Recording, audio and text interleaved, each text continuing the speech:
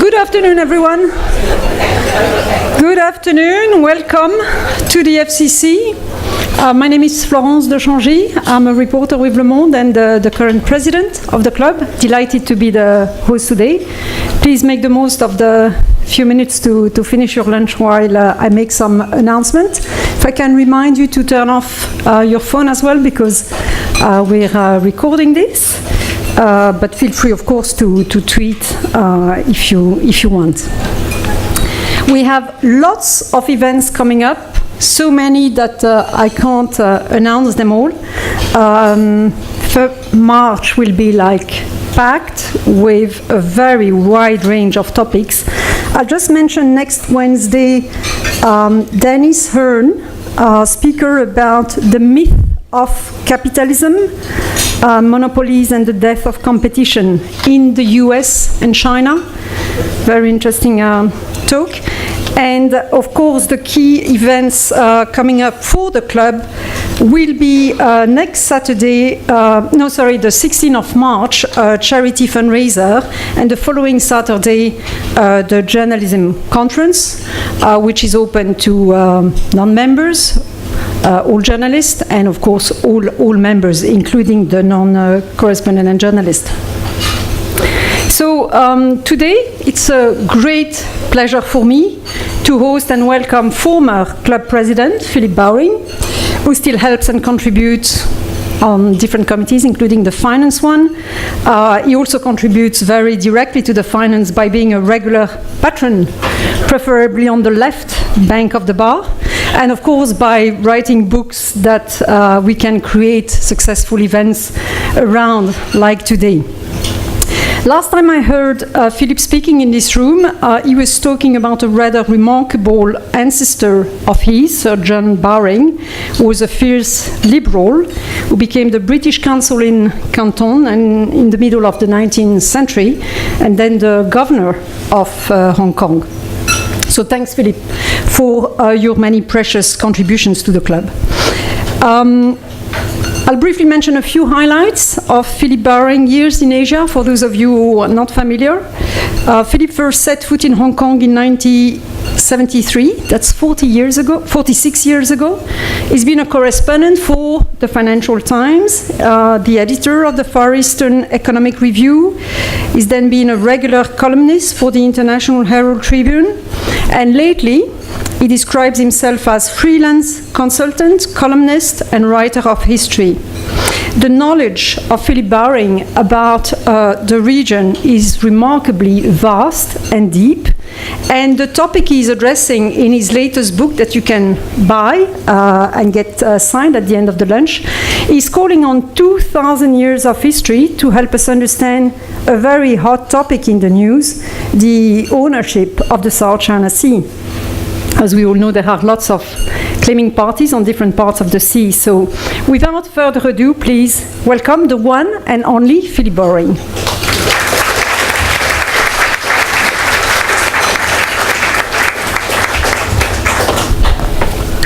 Thank you very much, Florence. It's a pleasure to be here again on this floor rather than the floor below where I usually am. I'd like first of all, to thank the several members of this club who contributed significantly to the realization of this book. I will start with Basil Power, with whom I first discussed the possibility of a book about the whole of Austronesia. This was about 10 or 11 years ago. Then Gavin Greenwood, who was responsible for the title of this book. Vode in England, who provided me with many contacts in the Netherlands, particularly in the university, which are very useful. Marty Mertz, who provided similar on various aspects of Taiwan and other issues of Chinese history. To Jonathan Wattis and Peter Geldart, and I'll put those two together because they both provided some of the illustrations in the book and introductions to various sources of other illustrations. To Robin Moyer for having put together the exhibition in the main bar of a variety of maps and prints which I have acquired relating to the 16th, 17th, 18th centuries in this region. To Don Breck, who did the index for the book. It's an excellent index it is, if I may say so. And to Terry Duckham, who made the maps. So thank you all, and I think that tells you the variety of interesting people that are members of this club.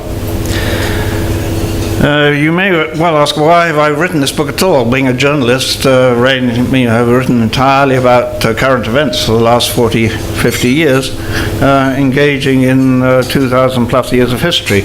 Well, the answer is really threefold. The first reason was that I came to realize a few years ago that I didn't know very much myself about things before about 1850. I knew a lot about the last maybe 50, 60 years, but know a little bit of a previous 100, but before that really very little. And then I discovered, of course, that I wasn't the only one. It wasn't just foreigners who didn't know about history, the people in the region didn't know very much about the history either. The second reason was that what history I did read was all about either individual countries like Indonesia or Malaysia or the Philippines, some of which had only recently been created, or it was about Southeast Asia. Now, Southeast Asia is a term which was only invented about 60 years ago, so it has relatively little historical meaning. And Southeast Asia really divides itself into two parts. There is mainland Southeast Asia, and there is island maritime Southeast Asia, the archipelagos and the coasts of the peninsula, and to some extent Vietnam and Taiwan. These are all parts of Austronesian Asia. So Austronesia, the range of people speaking Austronesian languages, which extends from Easter Island to Madagascar. It's the largest spread of language groups before English became global language. And it also had certain cultural aspects, which from the early days and still exist in some areas. Tattooing is one, jar burials is another. There are a lot of pottery designs which all define this particular cultural language group. So, there was the issue here was to define these people and look about their history as, to some extent, entirely separate from the people around them. So how do we start this history? Well, we start the history with a flood, the famous flood, the Noah's Ark flood. If I can go to the next illustration, there is the state of this part of the world 15,000 years ago. You will see that there aren't many islands. Most of Borneo, Sumatra, Java, it's all joined up to the mainland. Now if we go forward, that's 8,000 years ago, and you can see that most of it is thousands of islands have been created, although it's still, as you can see, there's hardly any Malacca Straits. Singapore was pretty much still joined up to Sumatra. It was this melting of the ice after the last ice age which created this whole maritime region. So we have to start from there to understand why this region is A, separate, and B, has been such an influence in the development of sailing and therefore of sea trading. I mentioned the similarity of Austronesian artifacts and culture. but also the early spread of these cultures across these new waters. So if we go to the next slide, sorry, I have to miss out something here. What I forgot to tell you about here was that the end of the Ice Age also brought over time a change in climate.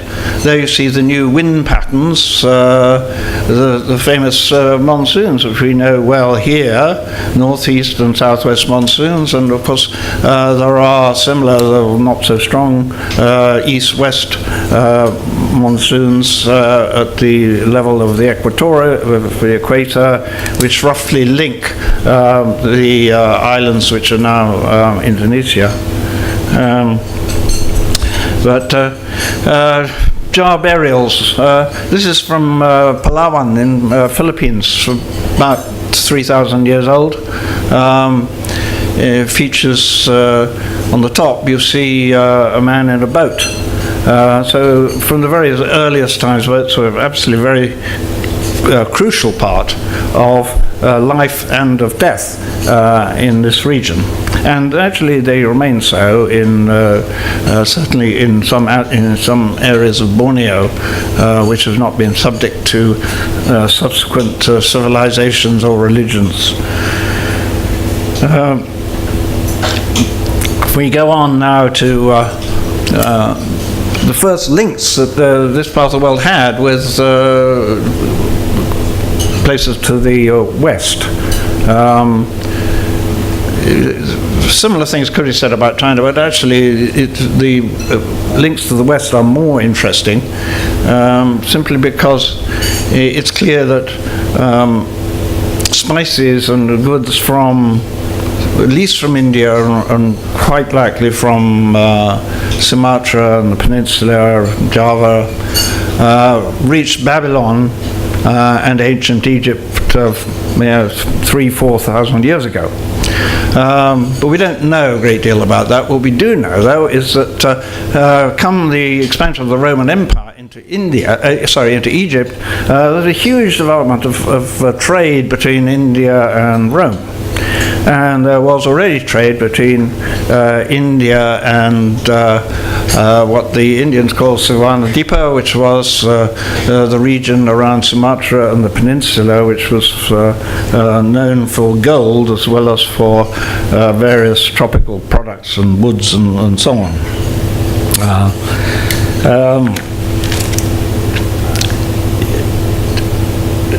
The extent of this trade is quite extraordinary, at least the extent of the Roman trade with India. I mean, if you think that there were actually what you might call bills of exchange, between Maziris in southwest India and Alexandria in the early part of this millennium, the first millennium.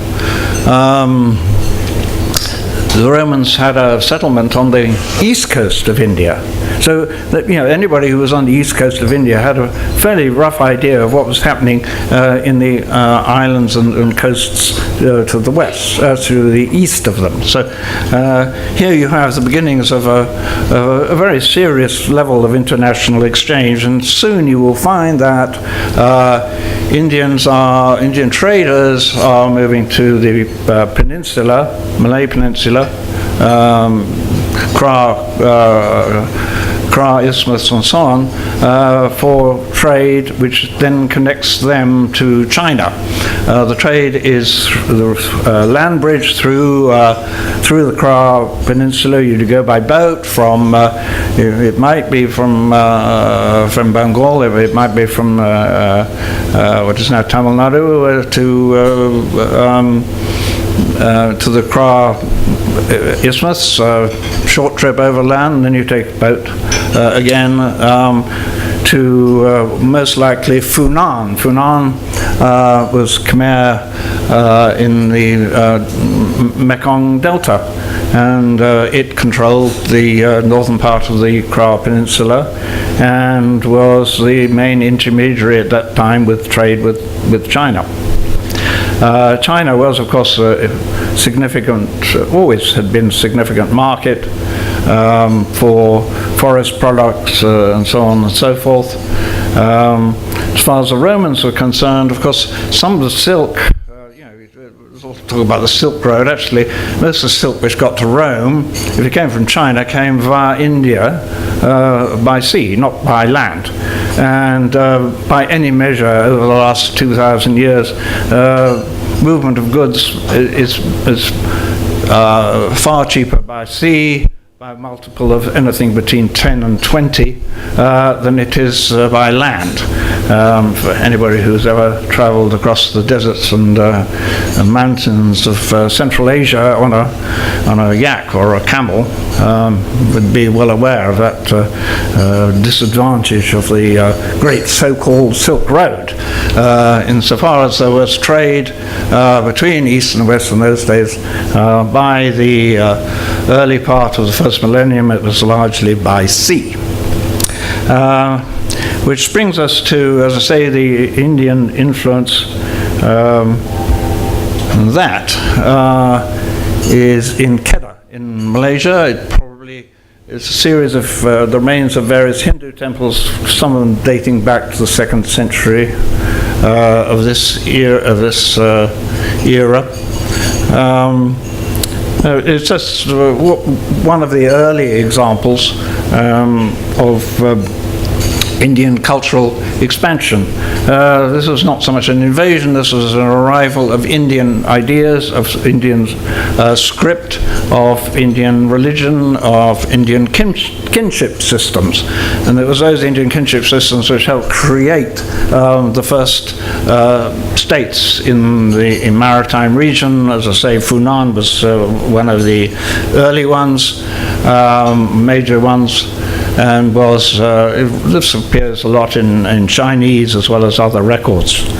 But the influence of the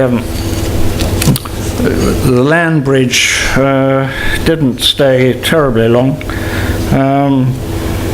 because new routes were developed using the Malacca Straits. So you didn't have to have a land bridge, you sailed up or down the Malacca Straits, and then whether you were going to the Spice Islands or you were going to China, that was your route. And sometimes if you were going to, say, Sri Lanka or maybe southern India, you might go through the Sunda Straits instead of the Malacca Straits. But this is where, you took advantage of the winds.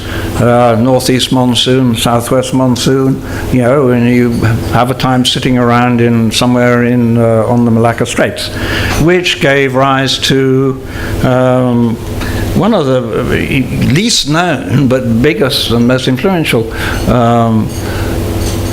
trading empires there have been, really. The Srivijayan Empire, based at what is now Palembang in Indonesia, in Sumatra, for the best part of 1,000 years was a key point, and for a long time controlled a lot of the trade. They didn't have they were sort of the managers of the trading system.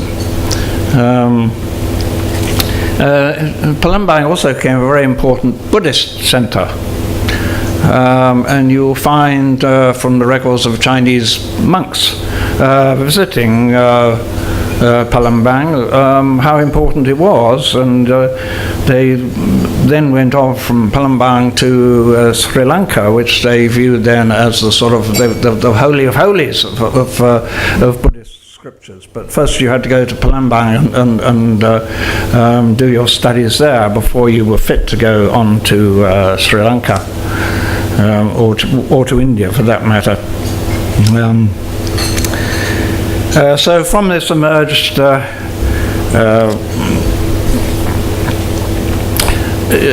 trading system which soon also encompassed a lot of Java. There was in effect an alliance between Central Java and Srivijaya, which basically controlled trade really, throughout what we now call South China Sea and the Java Sea. But I mean, actually, this is just all one maritime zone, and I don't think we should be dividing it up into South China Seas and so on, because South China Sea is a completely modern invention and does not relate to any previous use images, whether by the Chinese, the Vietnamese, the Filipinos, the Arabs, or anybody else. Nor does it really make a significant division between the South China Sea and the Sulu Sea and the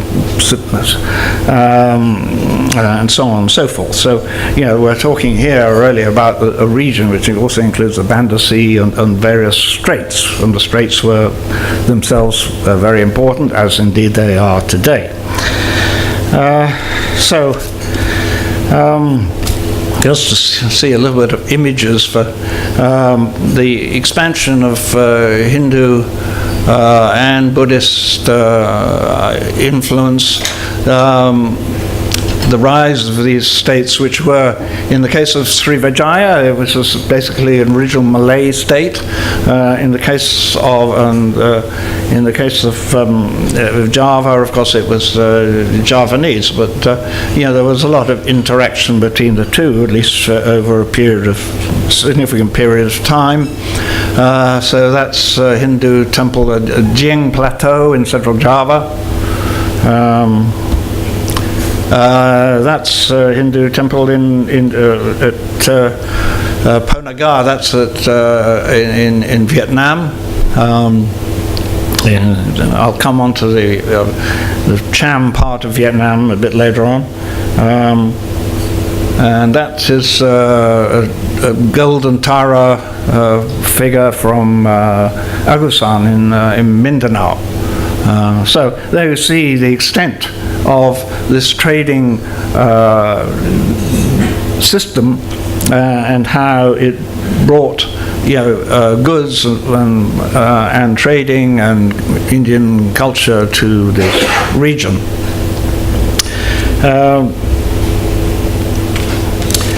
I mentioned just before the Ponagar temple in Nha Trang on central Vietnam coast. Champa was a Malay speaking country, lasted for more than 1,000 years. It was really developed from the Sahuin culture, which came originally from Borneo. And for a long time was a very important intermediary in trade between the Malacca Straits from the sort of Srivijaya, Singapore area to China, because it's sort of halfway and it's also quite close to Borneo. So a whole lot of small states which were sort of put together as a Cham empire. Which dominated that coast and dominated sailing along that coast. So that lasted until the Vietnamese destroyed the Cham capital of Vijaya as late as 1471, but the Cham kingdom continued to exist for quite a long time after that. So if you look at one of the maps that I've got downstairs, you will see the 1740 French map has Champa still marked in a region somewhere between somewhere around Phan Rang in Vietnam, just north of the Mekong Delta, which of course then was not Vietnamese at all, it was Khmer. So that's Champa. Now the other aspect of this expansion of trade and influence and people from Sumatra, Java, the peninsula, etc., was Madagascar. Now this is sorry, that's Borobudur. Sorry, I forgot to show you that before. This is a ship. It's a replica ship.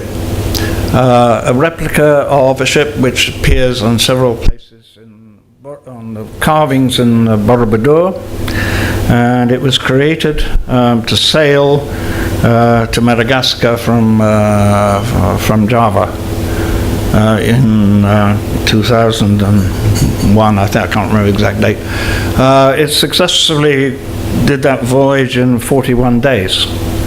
So you may wonder how it came to be that the Indonesians, for want of a better word, colonized Madagascar in the first millennium of this era, that is the sort of boat on which they went over this very long distance. They didn't just go once, as sometimes is reported. They went on many occasions over several centuries. As you can see, it's quite a long way. So the people from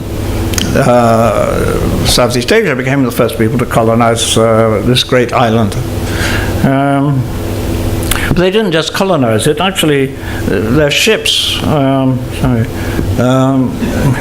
get onto that in a minute. Their ships were involved in trade over the Indian Ocean, along the African coast, into Aden. They were involved in slave trading. Some of those slaves ended up in 9th century Basra, now in Iraq. Some of them ended up in China. There's records of black slaves in China around that same period. Also when, of course, a lot of Arabs and other Persians, Malays and Tamils, and indeed thousands of foreigners in Guangzhou, the center of Chinese maritime trade. The Chinese themselves, not at that time being engaged in trade themselves, so it was the foreigners coming to China to bring trade, and that was very prosperous. I mean, that brought a lot of money to the Chinese government because of the taxes and so on and so forth. So trade was encouraged by China to some extent, but Chinese themselves then were not really encouraged to take part in it. Now, I mentioned the Indonesian, for want of a better word, influence on Madagascar, and is this shown in two things. One is the language, which is primarily a language from similar to Barito language of Southwest Borneo, but also including quite a lot of Javanese words. So that tells you one aspect. The other aspect is the genetic profile of Madagascar even today, which is about 50% what you might call Asian rather than African. And if this photo, if you care to look at those girls, I challenge anybody to say whether that photo is from Madagascar or from Mindanao or from Sulawesi or from... you can see the influence of the original settlers. And the other aspect of that, of course, was and here one gets into all kinds of levels of argument about whether or not the Indonesian influence on Madagascar extended to Africa. A lot of historians on Africa tend to sort of poo-hoo this, but the fact remains that a lot of similarities between the Zimbabwe ruins and constructions in Madagascar, which date back to early times. There's a matter of the origin of xylophones in Africa. Xylophones being obviously well known as an instrument in the archipelago. There's other issues regarding, gold mining and bronze making and so on and so forth, where there are strong indications but little proof of the influence of the Indonesians who came via Madagascar, or were simply trading along the African coast. Ships, very small sailing vessels is another, where the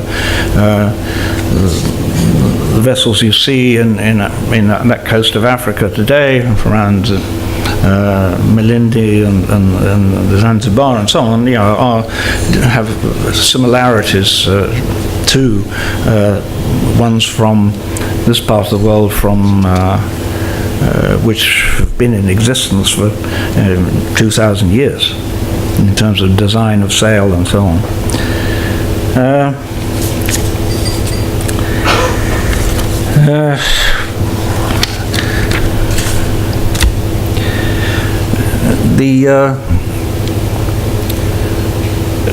as I mentioned, the Chinese were very keen on trade at various times when it created revenues and so on.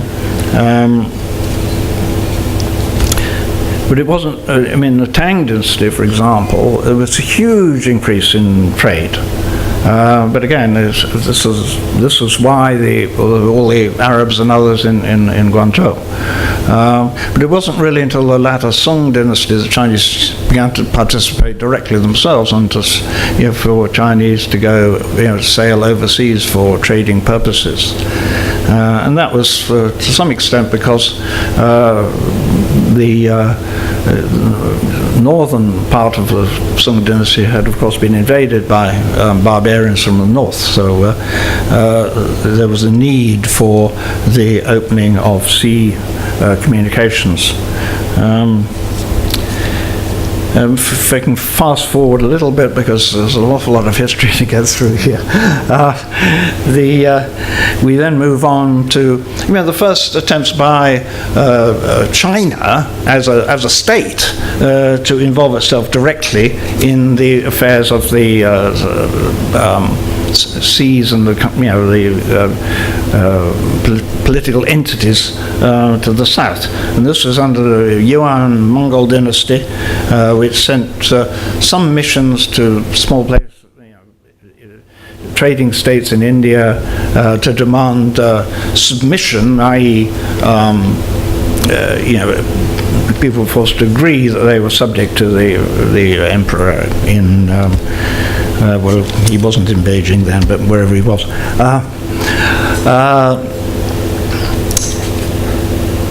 But unfortunately, the Yuans were very aggressive, and as you know, they tried to invade Japan, and that failed, and they tried to invade Vietnam, that failed. They also tried to invade Java. That failed as well. For reasons I won't go into here, but that is the first significant intervention by China as a state in the affairs of the region. And it leads, I think, fairly directly to the Zheng He era. But first, perhaps I should mention that the Chinese were beginning to travel a bit, and there was a gentleman by the name of Wang Daoguan who was recorded a lot of interesting travels and states, between India and as far east as Borneo. So there was quite a lot of activity, but nonetheless, the Chinese were not a major player in the trade itself. Zheng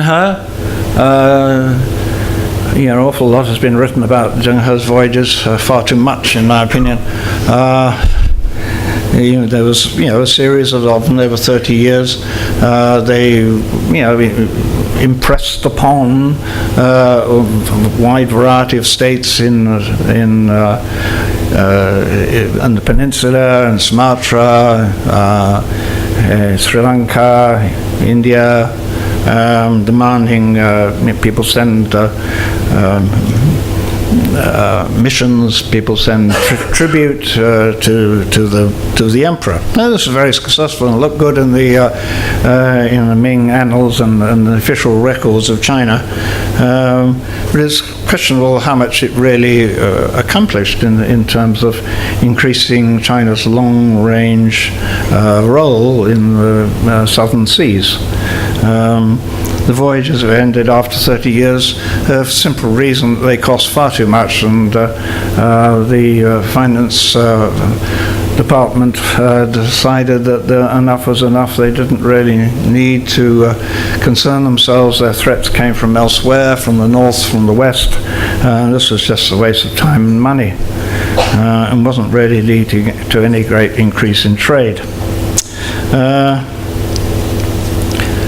But the one thing they did do, which did have lasting impact, was to boost the role of the then small port of Malacca. which was then actually, smaller than most of the other ports on the Malacca Straits.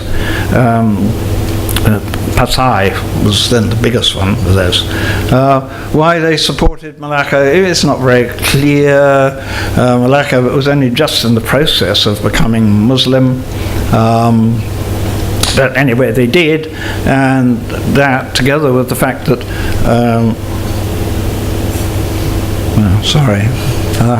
I'm supposed to finish soon, so I have to fast forward, and I'll leave you with the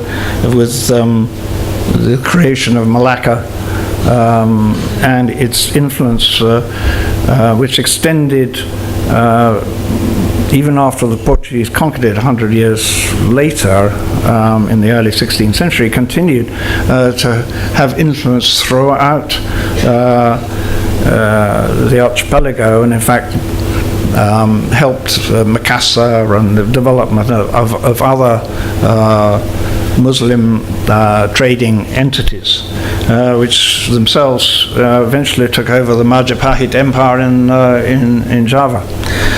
So I can't really do more than just flip through some of the remaining. This is, I haven't got on to the Majapahit, but that's Majapahit Empire. Trawulan, there's not much left of it, but that controlled most of these seas for a large part of the 14th and century. Had alliances all over. That, in fact, is the origin of the word Nusantara, which encompasses the whole of the region which fell within their sphere of influence. That is another evidence of Hindu influence in Java. Penis balls, it's another aspect of Austronesian culture which was, for good or ill, was put down by both Muslims and Christians when they arrived. That is mosque in Demak. This is Demak was the first sultanate in Java, and eventually overcame the Majapahit Empire and wiped out Trawulan. That's Naratiwata Mosque, a very early mosque in what is now southern Thailand. That is a Frol de Mar, which was the Portuguese ship which conquered Malacca, subsequently sank off Sumatra, but and that is a state of clothes in Philippines, Philippine nobles in the late 16th century, as viewed by a Spanish and actually a Chinese artist. And that is the discovery, which is still very little known of the extent of reading and writing in parts of the Philippines, and also in Java, in Bali, in Makassar. At the time the Europeans arrived, because they all had their own scripts, Indian-derived scripts, and that is a page from something called Doctrina Christiana, which was published in Spanish, in Romanized Tagalog, and in Tagalog script. So.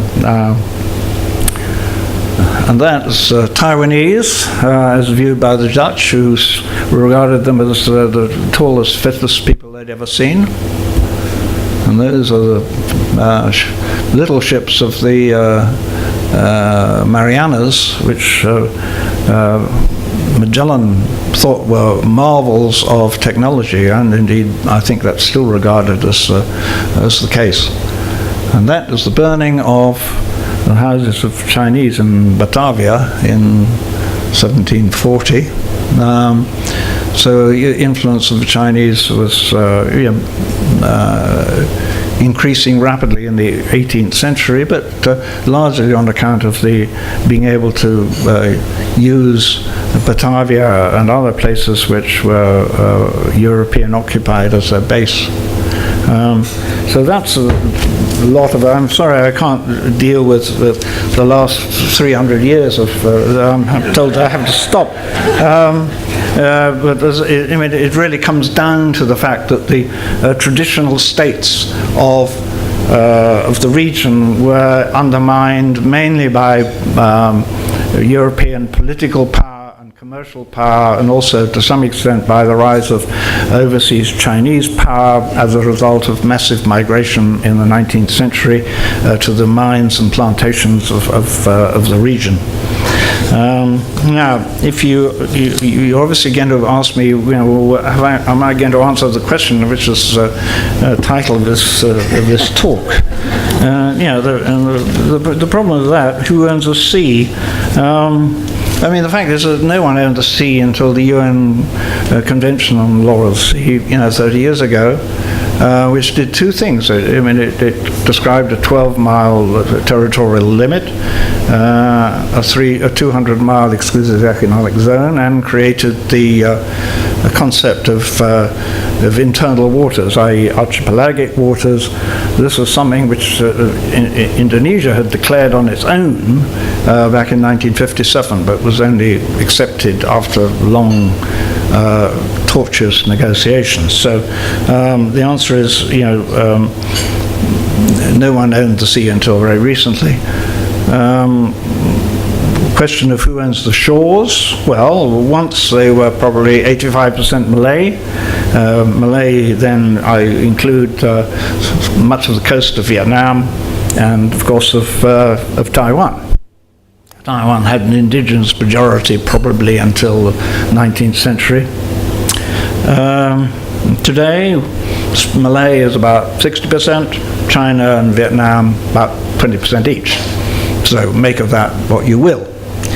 As for the overall philosophical question, I can only refer you to Sultan Alauddin of Makassar in the early 17th century.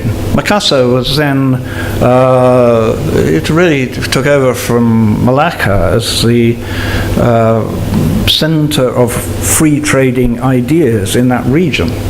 It was regarded by Europeans as being very liberal. We have churches as well as mosques, learned sultans and so on. Anyway, Sultan Alauddin said, God made the land and the sea.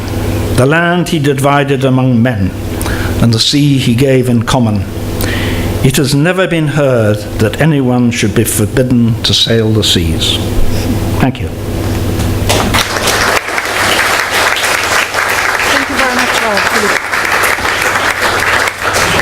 I forgot to mention that you're also a passionate sailor, and I wonder if your interest in this topic is not as much as a sailor than as a journalist, now that I listen to all this. But anyway, I'll open the floor to questions. You may have noticed that we changed a little bit the format, so we're supposed to finish at 45, but basically Philip has taken all the time. So I think we can give ourselves an extra 10 minutes to accommodate your questions. Please raise your hands and introduce yourself briefly. Yes, here.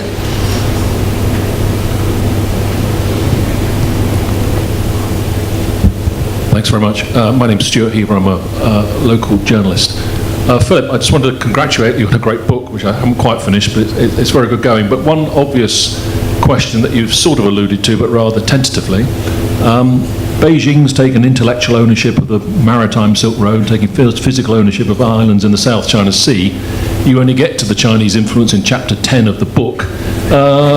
Is their historical mandate a bit sort of overplayed? Do you think contemporary visions of this part of the maritime world is too Beijing focused, or you know where I'm going with this, and just wondered what your comment was? Well, I mean, when we talk about the islands, I mean, Spratlys and Parasols, I mean, never really took any notice of them at all until middle of the last century. I think the French. First ones actually claimed the Spratlys, as far as I can figure out. Parasols, obviously, was a slightly different matter. I should point out, of course, that I mentioned Hua Hin, who settled the coast of Vietnam. There's also evidence that they settled in one of the Spratly Islands as well, although that may have been only a temporary. But there are artifacts dating back to the Sa Huin on those islands, or at least on two of them. The Chinese state, apart from the interventions under the Yuan and Zheng He, both of which were quite short-lived, did not engage itself in these issues at all until Chiang Kai-shek, until the 1930s. I think that answers that. And, as I say, from the history of trade, and even in the last 300 years, although the indigenous traders got gradually squeezed out, they were taken over not so much by the Chinese, but by the Westerners, and then the Japanese and the Koreans, and the owners of the big capital-intensive ships, which now dominate trade, but didn't used to dominate trade. So what the future holds, I don't know, but it's clear to me that neither in political terms nor in terms of their presence as a trading nation has China been predominant in any period, or any sustained period, over the last 2,000 years. Thank you. Next question? Well, I'll ask one about Taiwan then, maybe, Philip, if you could say a few more words. You haven't had time probably, but... Well, I mean, Taiwan's an interesting case because, Taiwan, one can argue forever about the Austronesian expansion and whether it started in Taiwan or ended in Taiwan or so on. But the fact is that Austronesians were the original people of Taiwan, and even up until when the Japanese acquired Taiwan, the whole of eastern Taiwan they saw regarded as being indigenous territory, which was not under proper government rule.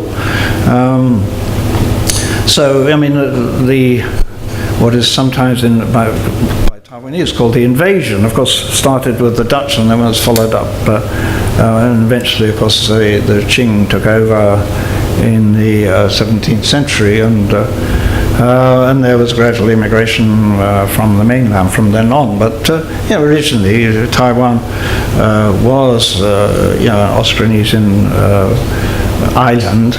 But the interesting thing is why it didn't really participate in the trade of the region. There was a little trade with China, but not much. The Taiwanese, unlike everybody else around, were not really sailors. They seem to have a good life just eating deer and cultivating and so on.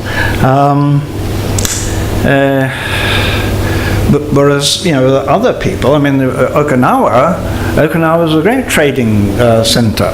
And when the Portuguese first got to Malacca, they described the Okinawans as the finest of all the traders there.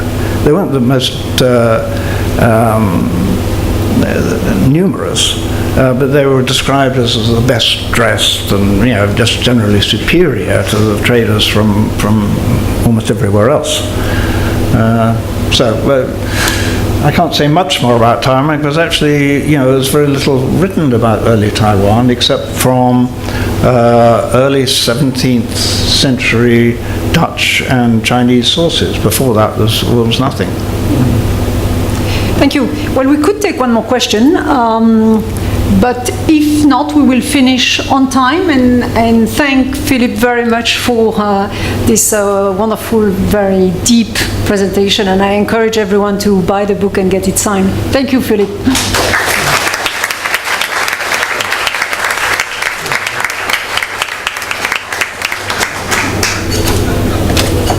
I thought I had 15 more minutes.